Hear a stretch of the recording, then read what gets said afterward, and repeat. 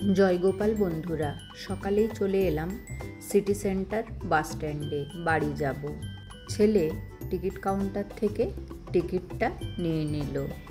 SBSTC Durgapur to Purulia. বাসটা আজকে অনেক লেট করে এলো।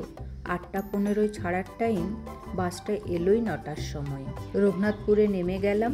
এবার এখান থেকে অটো করে আদ্রা যাচ্ছি। একবার আমার বাগানটা দেখি কি অবস্থা। আমগুলো বেশ বড় হয়েছে। এই পাশের কলা গাছটায় একটা কাঁদিও পড়েছে। পুজোর জন্য কিছু ফুল তুলে নিই। আমার বাগানে 7 রকমের জবা ফুলের গাছ আছে। গাছগুলো ভর্তি হয়ে ফুল ফুটে থাকে, দেখতে খুব সুন্দর লাগে। 21 দিন পর এই বাগানে এলাম। আমি দুর্গাপুরে আমার এই বাগানটিকে খুব মিস করি। সকালবেলায় ঘুম থেকে উঠেই পুজোর জন্যে ফুল তুলে নিয়ে আসা। বিশেষ করে বিকেলবেলাটায় মনটা খুব খারাপ লাগে। প্রত্যেক দিন বিকেলবেলায় বাগানের প্রত্যেকটা গাছে আমি জল দিতাম। এই হলুদের কালারটা দেখুন একবার, কি মিষ্টি লাগছে। আপনাদের দাদা এমার্জেন্সি স্টাফ তো, তাই প্রত্যেক দিন গাছে জল দেওয়ার সময় পায় না। পিঙ্ক করবরি গাছটায় সারা বছরই ফুল থাকে। এই জবা গাছের ফুলটায় দেখুন, একটা ফুলে 2টি পরাগরেণু। বাগানে এসে এই ফুলগুলোকে দেখে মনটা আনন্দে ভরে যায়।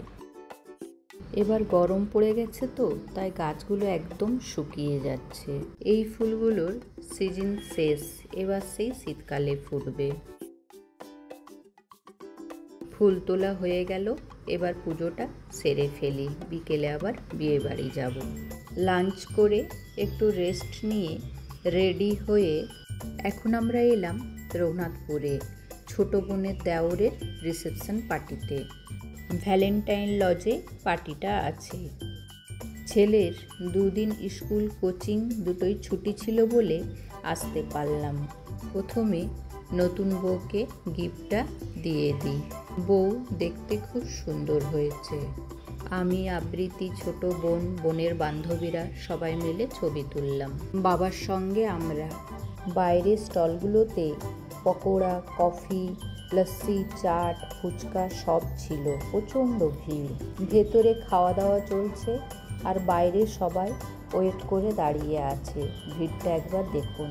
কোনো রকমে একটা টেবিল ম্যানেজ করে আবৃত্তি, আদি, বাবা ও আমার ছেলেকে বসানো হলো। ওরা উঠলে পরে আমরা বসবো।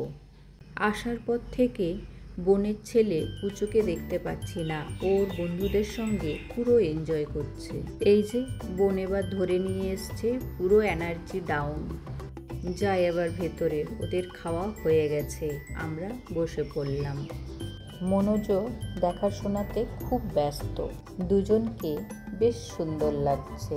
আপনাদের দাদা বলছে তাড়াতাড়ি করে খাবারটা খেয়ে নাও, বেশি দেরি করা চলবে না, কারণ আমাকে কাল সকালে 6:40-এর বাস ধরতে হবে দুর্গাপুর যাওয়ার জন্য।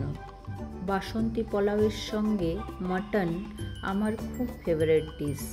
যেমন টেস্টি হয়েছিল সেরকম সিদ্ধও হয়েছিল, খুব সুন্দর।